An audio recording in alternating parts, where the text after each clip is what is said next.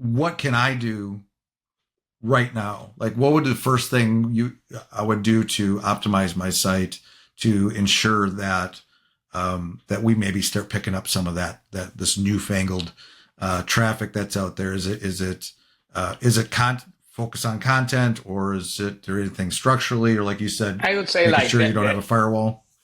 there are many things that needs to take place because it's kind of the same as SEO. It's not only the technical part or the keywords or the backlinks. It's the combination of everything. But It's uh, holistic, yeah. the cornerstone for this is first make sure. Yeah, and then the content structure answers the sitemap. I just learned that there's a thing called LLM.text. No one's asked me about that yet. I work with a lot They of, will. They will they're going anytime to soon. start. Yeah. Now I'm going to know. Oh, Now that's you what that know. is. Hi, I'm Matt Levenhagen, founder of Unified Web Design, Unified Plugins, and your host of the Builders Podcast. Here on the Builders, our goal is to uncover the first principles behind building businesses, products, and services. If you're new here, don't forget to subscribe or follow wherever you're listening. And if you find value in our content, a like, share, or review is always appreciated. Let's dive in and explore the roots of innovation and progress together. Hello, everybody. Welcome to another The Builders. Today, we are joined by Andy Gersberg. Welcome to the show, Andy. Hi, Matt. Thanks for having me. No problem. Andy is the co-founder of Bracket. It's a web development and digital marketing company based in Argentina.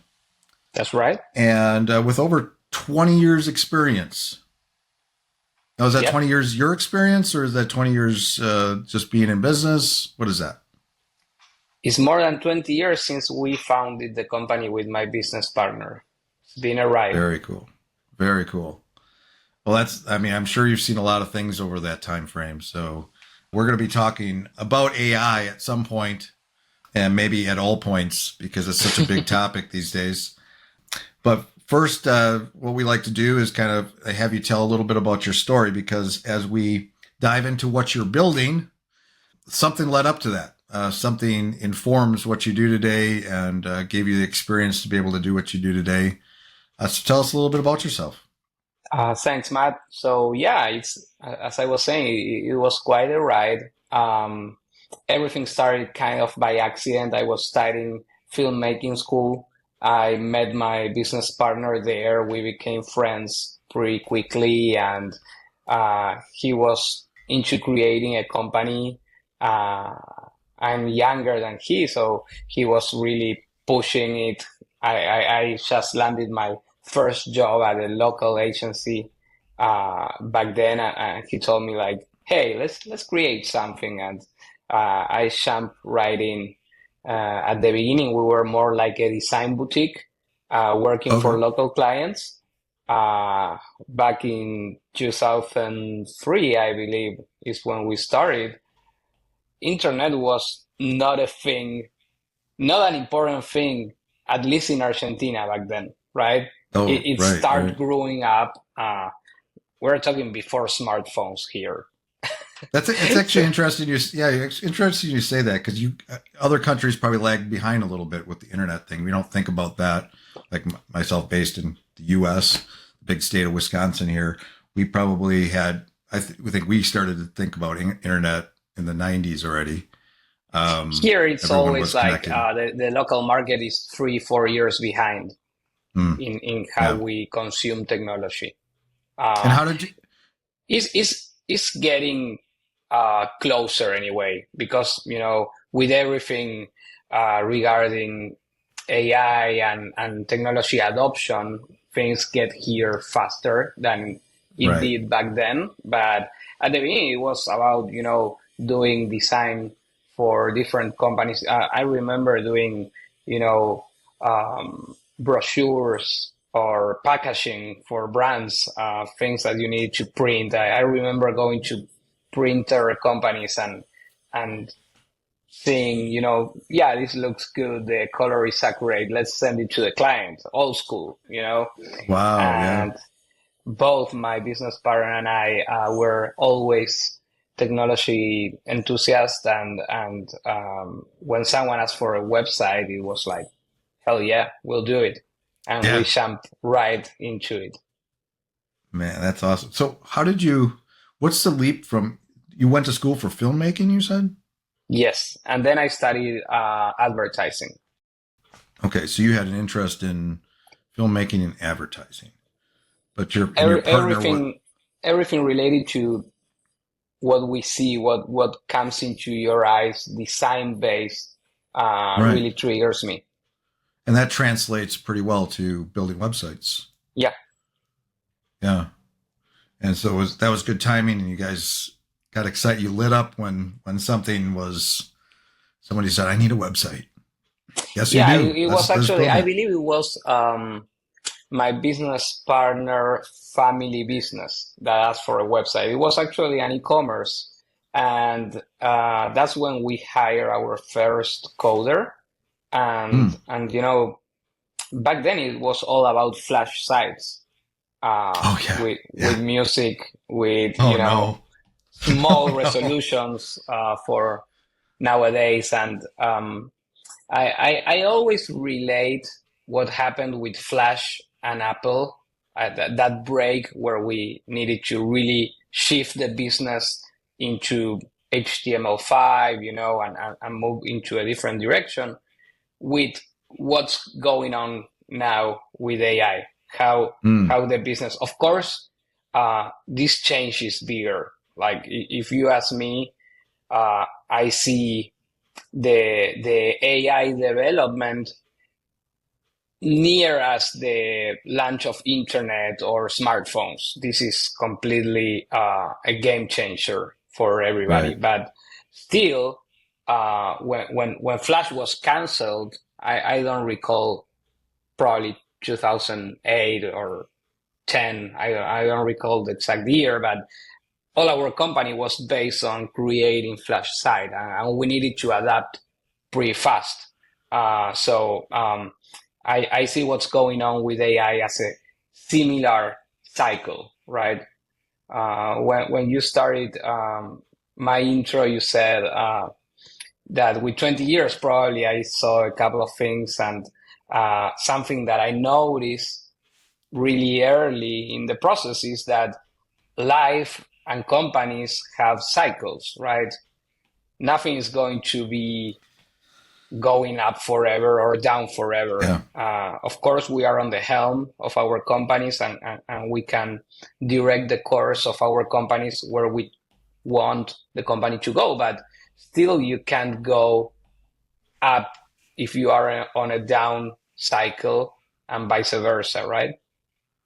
I think it's actually, this is great because before we got on the call, we talked about a little something that happened to me this past day, and it got to me in the bringing up Flash, moving to HTML5. I kind of laugh at Flash because I remember Flash was just one of those things that every time we saw it, we just, oh no, it's in Flash. Oh no, we had to convert a lot of those sites. You were part of the problem. No, um, but as so for the audience, basically this last day here, I was informed that it's the end of a contract that we've had for like 4.5 years, and it was clearly, very specifically, a conversation around how they're implementing AI now, and that the service we were providing them wasn't needed anymore. And what you're saying with the Flash to HTML, and you're also moving into the AI world. Um, that when you look at a business, you're building a business, like, back then you might have said, well, we're a Flash company, right?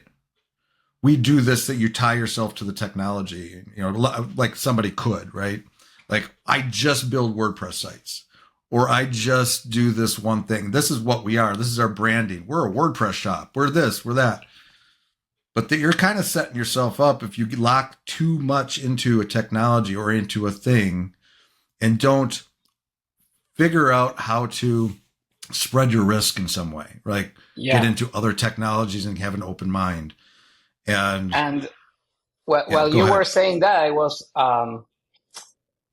remembering first couple of years as a company where we would say yes to any project and any kind of technology because we needed it and we were learning and of course making mistakes, right? And at some point uh, during the process we discovered like, hey, we can't continue to open technology doors every day and we need to focus on at least one core technology and move a little bit to the sides, Right. right? Because uh, if you are not an expert on one subject, then you are kind of tech savvy a little bit on everything, but You're it a doesn't end up generalist. Yeah. being generalist, right?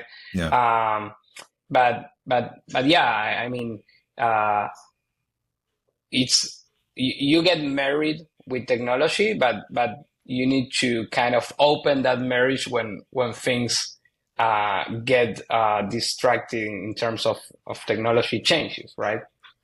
I assume this is probably how you still operate, but I think it is okay to have that core technology. I think it's good. Like you said, you want to become an expert at that thing, get known for that thing. But I think also, like, even in my business, my agency, like, certainly we're a WordPress shop. You know, in the beginning, we were 100% WordPress. We're not anymore. We've branched out. We're doing a lot more Shopify. We're doing other things outside of that even. And so we've diversified, but our core is still WordPress. I would say that, at the heart of it, because, that's most of the stuff we just naturally get. But we're prepared for that moment where something else could enter, like AI or something like that, where we're prepared for that. Um, so yeah. So what was that transition like though, from like Flash to HTML? I'm very curious about that. I come back to the Flash days. Did you have a team back then? You were building a lot, or how big were you guys, and We were what pretty was big at the moment. I feel we were around 40 something, okay? Okay. and we had to downsize a little bit because a couple of team members couldn't adapt. They were really Oh, focused on Flash, Air, right. and everything around it.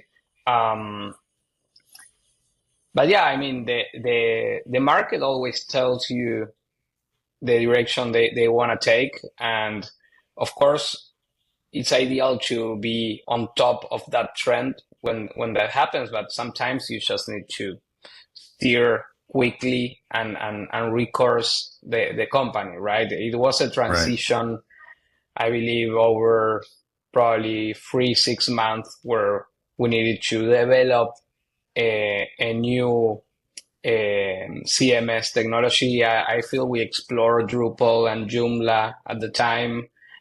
We did a couple of projects in those frameworks, and then we found out that WordPress was growing really, really big at the time, and we migrated to WordPress. And Yeah. yeah, I feel when I look back, it was a big stress, to change everything from day to night. But yeah, that's what we do as entrepreneurs, right?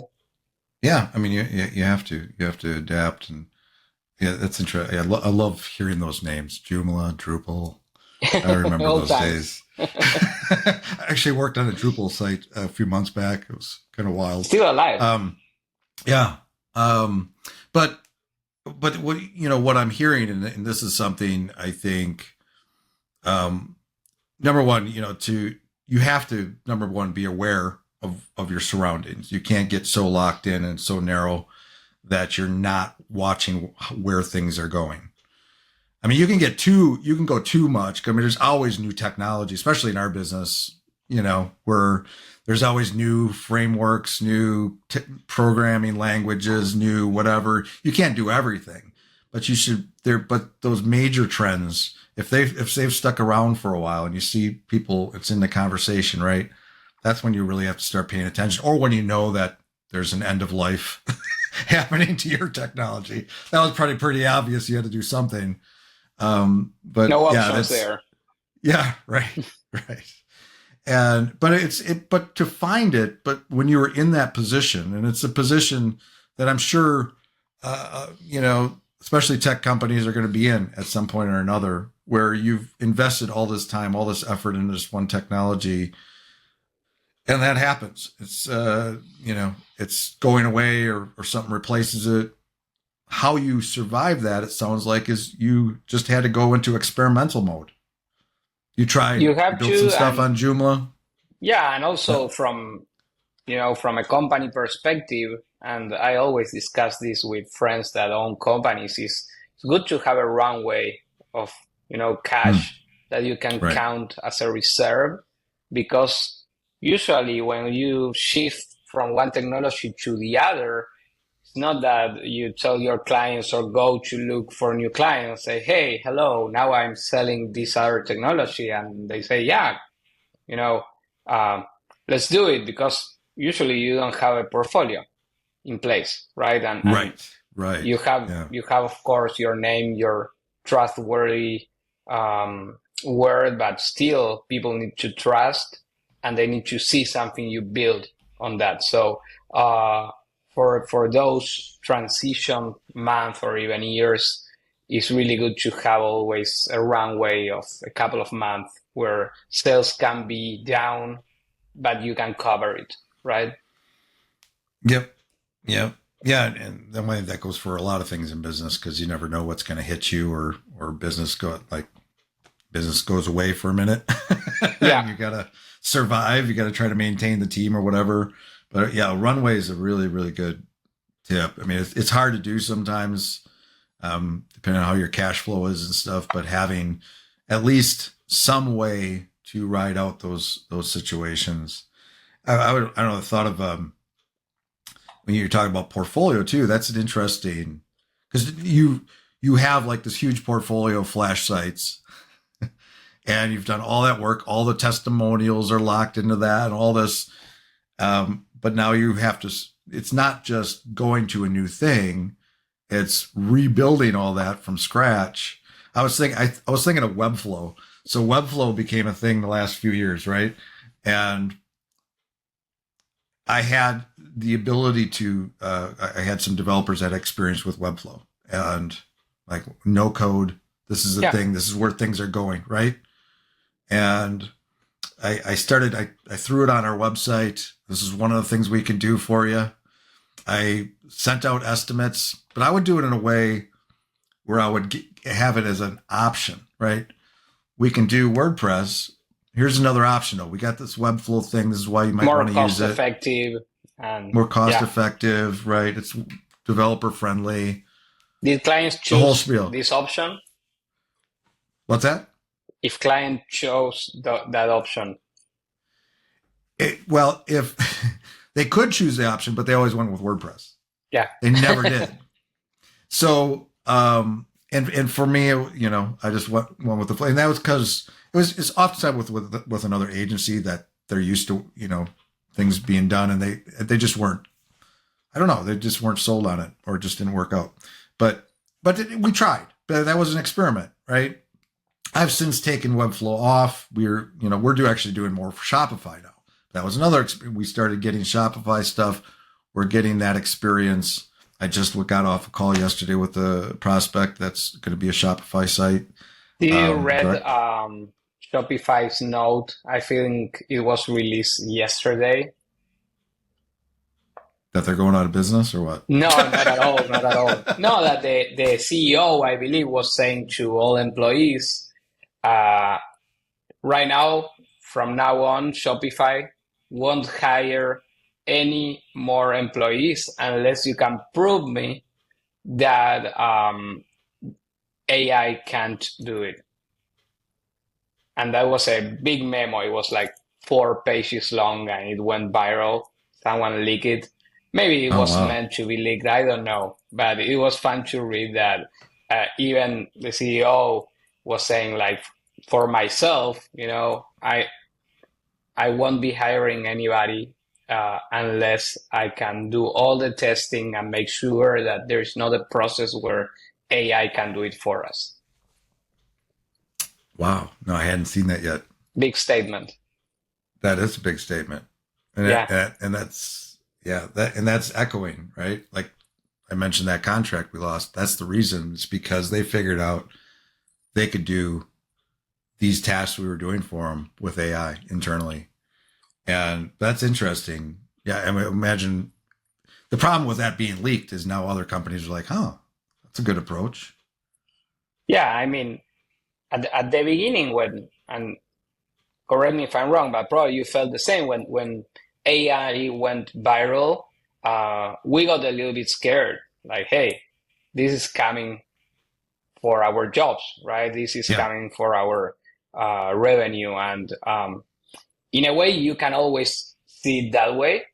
But I choose not to because I feel that you know we shouldn't be afraid of AI. We can see it as an opportunity, to change things and grow Yeah. and innovate, and that's what we are doing at Bracket. We are trying to see the website as part of a bigger table, right? Before it was all the table, where we eat, where we sit, where we have breakfast, and now the website is part of it, but it's a channel, and there are so many other things that we can do on top of the website. So Hmm. that's our vision, and that's how we try to see AI on our advantage, right? Of course, the first step for us was to use it for our team to develop faster.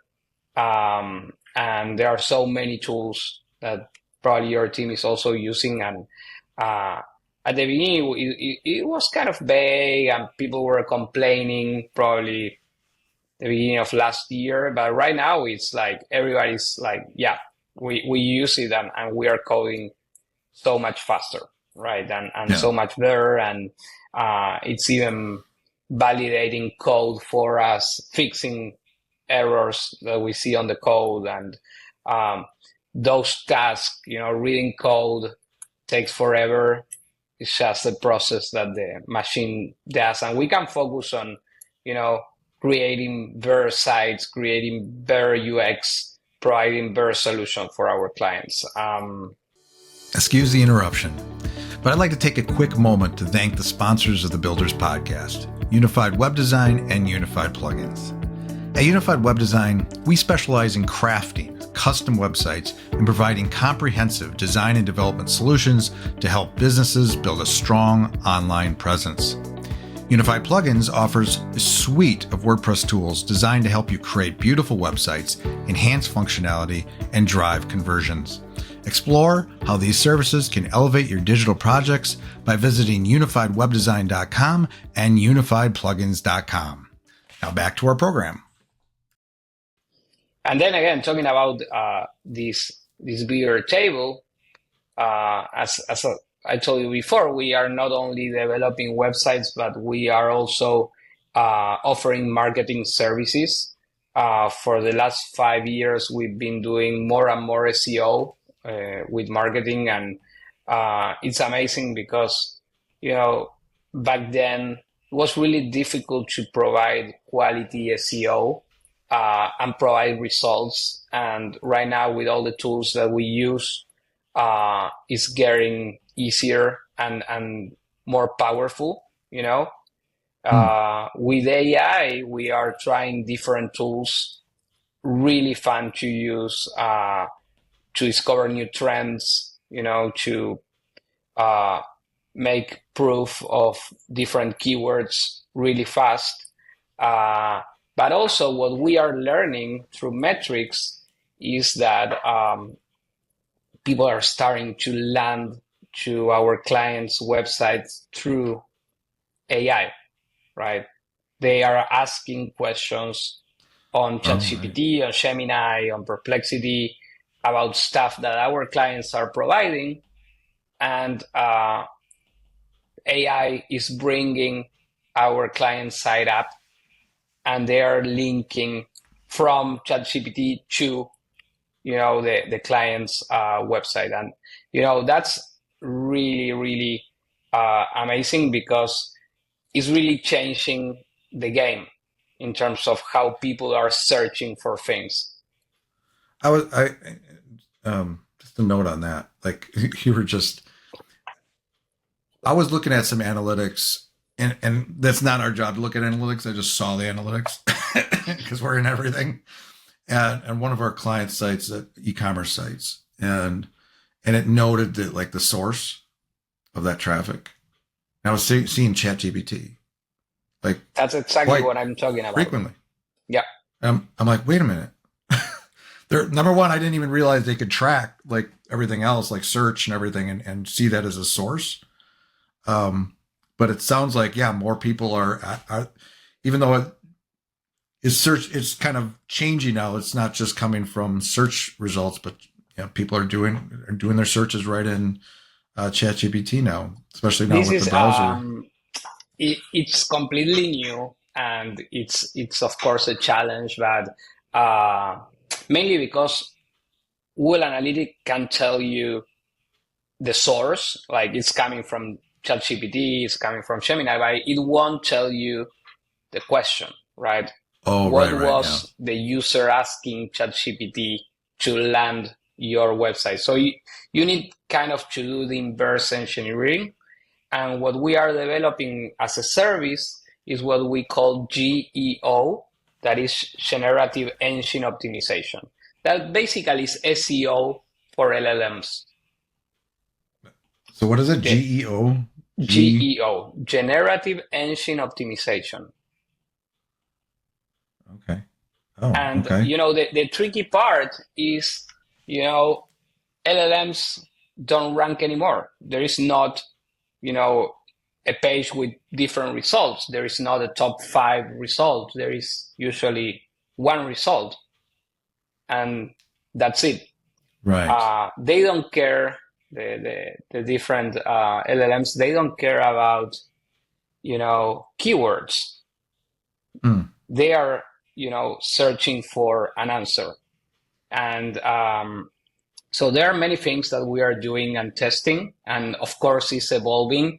What we see is that clients that are doing efforts on GEO right now will have a way better situation next year from users that don't have anything done on GEO this year, because it's something that you need to see and wait as SEO, but in a different way, because again, they don't care about ranking. They don't care,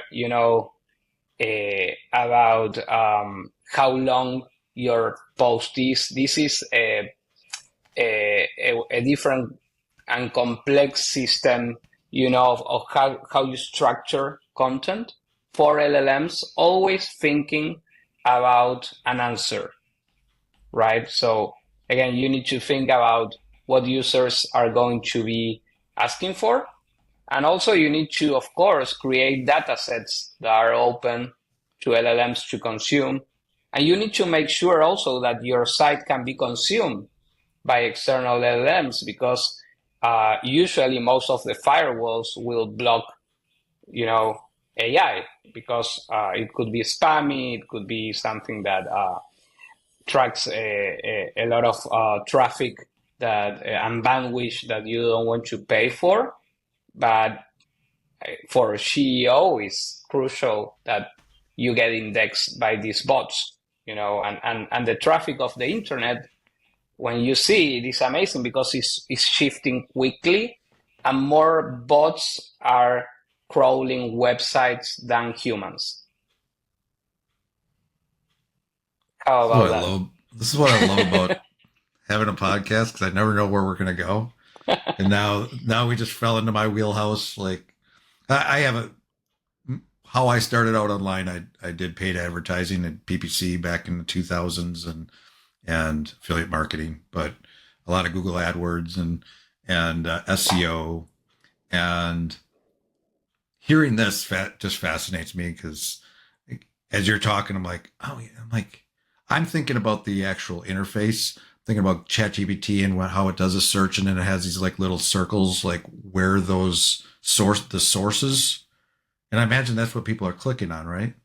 They're clicking Exactly. the source to fascinating, but then you're getting into like, yeah, how you optimize for it, and it's brilliant what you said. You're like structuring it, always thinking about the answer, like what the answer is to some prompt that's out there, and so you're developing tools to help with all that to make Yeah. sure they're indexed and oh, very cool, It's very a cool. complete new way of doing online marketing, Yeah, and again, it's all about people testing things and seeing how AI reacts and doing reverse engineering. We play a mm-hmm. lot with engines to try to see if they are catching our clients' websites as an answer.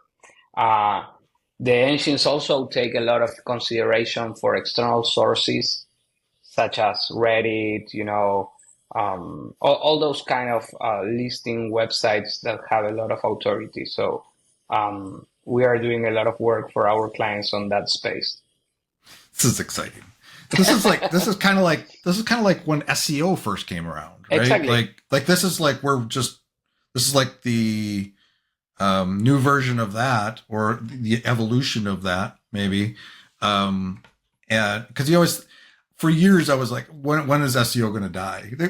They predicted it dying back in the 2000s every so often, but it was still a thing today. I It hasn't believe gone away completely, but it's not going to die. It's evolving, right? it's And evolving now to it's this. Yeah. bringing this new source of traffic that is getting bigger and bigger because back then Google was kind of the only door. Everybody was Googling thing, and now Right. people are searching for stuff on Instagram, on Pinterest, on Amazon, on Right. ChatGPT, on Gemini. There are so many different funnels, but what we see as a game changer is that when you are asking your preferred AI platform for an answer, it's a direct funnel because we really trust our AI friend response, right? It's like, Mhm. what's the best whatever, right? And it brings you the result and you don't doubt about it. When you Google something, you'll see, these are ads, these Right. two are not related. Well, like you kind of filter, right? But Well, when it you got are, better. It got it's, better over it's, time. It with like semantic search and like trying to understand a page but yeah, the people that are like in a Google search, the people that are ranking the best either have the best budgets, the biggest budgets. They're the best at SEO and how to optimize their pages. Not necessarily the best content, no, but now we're looking at from an AI perspective, it's probably better at understanding what good content is and good sources are and other factors. but I believe it's a killer for a company to be there as an answer because we trust our AI so much that when you Yeah. bring a result there, we are working for a resort, for example, positioning them as the best place to go in their state. And Mm-hmm. there are competitions, but we are seeing more and more people clicking from ChatGPT to their website, and those leads are converting. And again, we don't know the question, but we know how they flow from ChatGPT to the website and how they finally book a trip. So uh, the CTR is way better there. Yeah. Um, okay, so 'cause I want to circle back to some broader things here. I feel like this could be a whole episode. I would like to take this and create a Of whole new course, of course. podcast about this. No, but uh, if so, right now, let's say somebody listening to this or Matt, because I have some websites. and I want to optimize. I want to optimize them, so we can start picking up that. Like I said, I work with a client, actually, it's a client we've had for years, and I saw the ChatGPT just naturally finding them for some reason. Of course, I'm not doing their SEO and all that and their paid advertising, but um, we're the developers. Um, but what can I do right now? Like, what would the first thing I would do to optimize my site to ensure that that we maybe start picking up some of that this newfangled traffic that's out there? Is it focus on content, or is it there anything structurally, or like you said, I would say making like sure you don't have a firewall? there are many things that needs to take place because it's kind of the same as SEO. It's not only the technical part or the keywords or the backlinks. It's the combination of everything. But It's uh, holistic, yeah. the cornerstone for this is first make sure that the site can be indexed by AI, and you are not blocking it because by default probably it's blocked. The second, how we create sitemap.xml for Google Search Console to index our site. There is a new kind of file called LLM.txt that you need to create that equals the sitemap XML, but for LLM. So that's a new file you need to create. Make sure your content is structured to answer relevant questions. Think of how you interact, how clients will interact with ChatGPT or whatever they are using. Try to think of those questions and write on the content those questions and the answer. And what else can I advise you to do? Yeah, and try to play, with ChatGPT, asking those questions, see which websites are coming up as a result, read their content, try to understand why the engines are bringing it up. And finally, and this relate more to the developer side of things, start creating data sets for your clients. This is really important. And it goes to a second line of business we are developing with AI. That is, creating the data set is the cornerstone for the future of this website. Going back to the table concept, where the website is here, but it's not the main thing anymore. Data is the king now. So So what do you mean? you What need do you mean? Like putting that data somewhere in a database, or what? the data set is a way to structure data to be consumed by AI. And for example, if you want to create an assistant for your client's website, that we are already developing two assistants for two clients. The first step is to create the data set, right? And that's really important for GEO as well, because it's okay, this is all my data. Sometimes those data sets are private, and you can create the second one that is public to be consumed by LLMs. Oh, But basically, it's gathering all the important and relevant information about your client and organize it in a way that AI likes. okay. In So there's like a file type of some kind, or some way you Yes, deliver that. exactly. And there are many different platforms that help you to create these data sets. And then Okay. We'll when the Google that. data set when the data set is created, then you can play with it in different sense. You can create an assistant, uh, you can create a digital employee to help you with processes. So again, all these things interact with your website, where the website is changing its role, right? Now it's a bigger thing. So you create a data set, which could be a file that with all your data, structured data in some way, which can then be adapted and used for AI assistance or to feed the bots. Exactly. to learn about Exactly. And your. also, when we talk about data set, it's not like, okay, here is my website and this is the data I have. Is trying to gather all your real information, and condense it and put it in a way that serves AI. We are asking clients for conversations with clients over the last decade on chat, so AI can learn about those chats. We are asking them for marketing materials, either PDF. We created a tool on WordPress that you can put any PDF, even that is an image, and the AI will read it and index it on its own data set. Wow, that's hardcore. Interesting, right? Yes. No, yeah, that actually, yeah, that is interesting. I haven't heard, well, I haven't heard about a few of these things. You're sparking so many things. Like I want to get off of this, but I can't.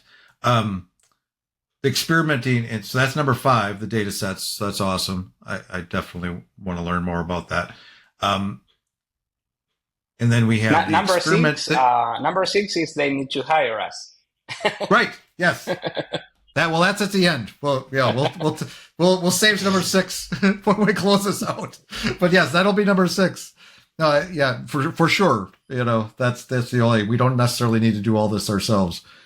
But you just so many interesting things here, like experimenting with GPT thing, like kind of going in there and just talking with GPT and see what it brings up. Click to see what those sites look like and how they're answering the question for ChatGPT and learning from that. So a lot of this is just absorbing that, learning, just having a conversation about your business or things you think clients, maybe client questions, and throwing it in there, see what they. So much there. Yeah, and then the content structure answers, the sitemap. I just learned that there's a thing called LLM.text. No one's asked me about that yet. I work with a lot They of. will. They will. They're going Anytime to soon. start. Yeah. Now I'm going to know. Oh, Now that's you what know. that is. Yes, because I can. Because that's the cool thing from our perspective, right? We get to see our clients and our partners wake up to this technology, and so we have to just be prepared. If I know what an LLM.text is now, that's good. Yeah. What was the first one? Block. I What can't was read the my first writing. one? I can't read my writing. Somebody on the Probably podcast. writing answers to questions, probably. Yeah, that was number 4. Number 3. Number 1. I don't know. It was a good one though. I can't read my own writing. I'm sitting here writing like chicken scratch. But anyway, no, that's good stuff. So thank you for sharing all that. Like I said, that could be a whole episode. I'm a tech guy, so I get excited. But so how is so we talked about the transition from Flash to like using other CMS, or you're building your own CMS or HTML5 and all that good stuff. That transition. What was the transition like? If you can just spend a few minutes, just what was the transition like? Like what did you waking up to this new technology? What did that look like? Like when suddenly ChatGPT 4 came along, or what was your first interaction with it and your kind of your reaction to it? Was it kind of an aha moment where you had a team meeting and said, we need to learn more about this and figure out how we're going to integrate this into our business? And what did that look like? What's that story? I mean, for us with my business partner from the beginning, we said, okay, we are here in a moment of history that will change everything, because it was really amazing what this machine could do. And again, no one really understood how this was happening and how fast it's learning.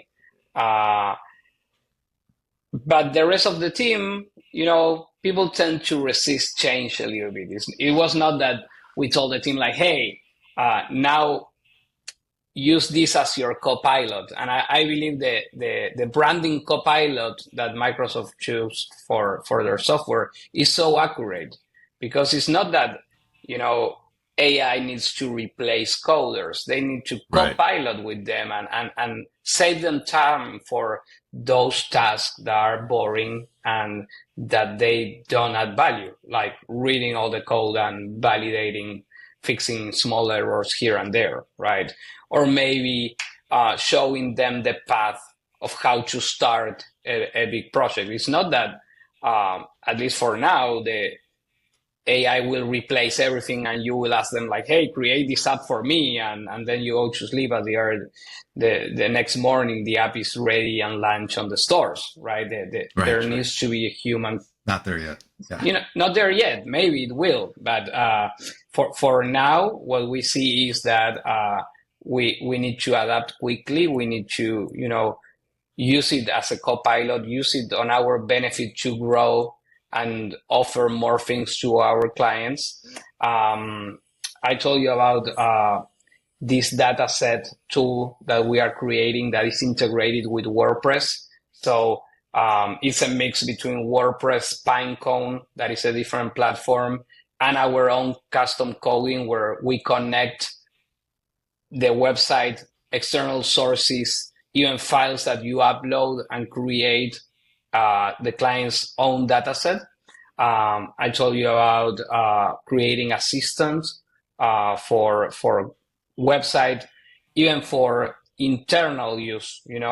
An assistant that can train an employee of a company and is Mm-hmm. based on the back end of the site. We also created for a site that has a lot of resources, a search with AI. There are a couple of companies that we've been trying, Algolia, Covio. I don't remember the third one, but there are big players already creating tools that help, big databases and search engines inside websites. And again, we are providing technology for our clients. We are not going to develop, at least for now, the big next tool. We are going to learn how to use these big tools and implement it in the best possible way for our clients. So that's the way we see it.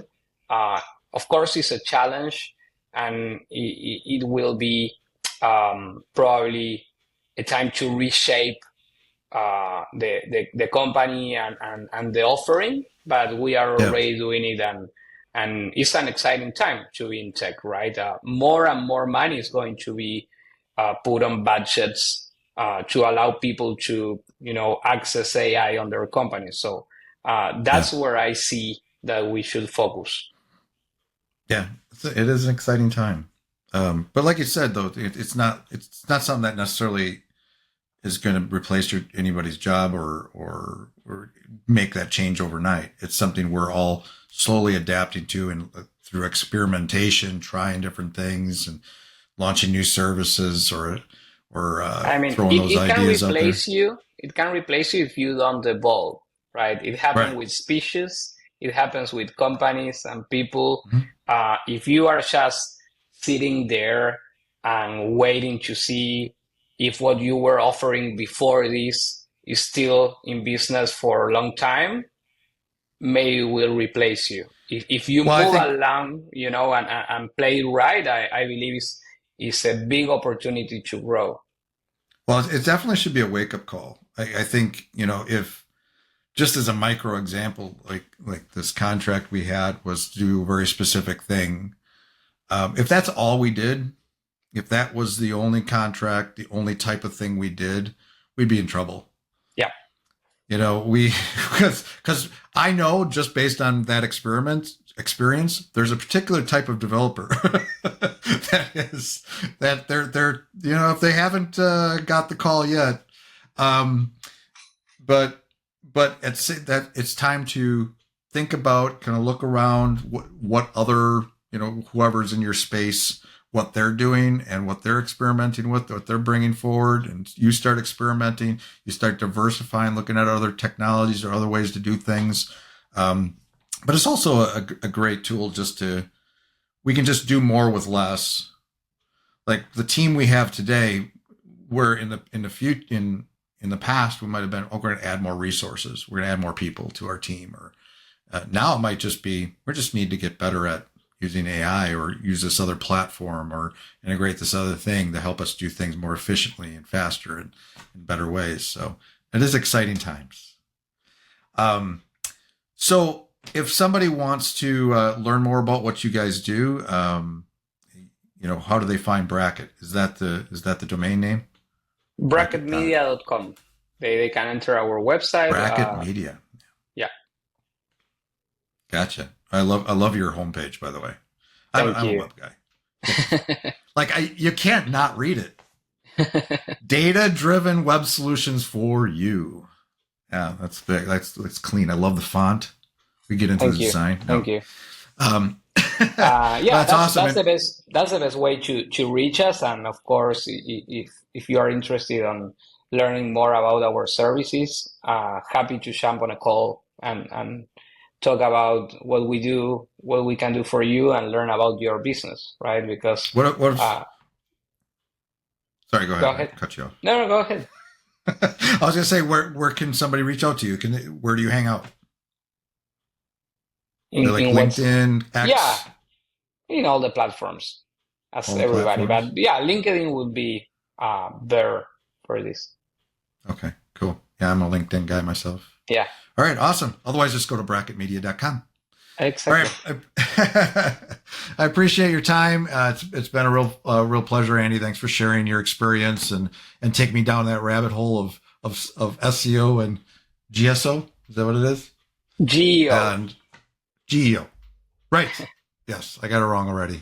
No worries. More coffee. All right. Until next time. Thanks, Andy. It was a pleasure. Keep in touch. Thanks for tuning in to this episode of the Builders Podcast. One more quick note about our sponsors.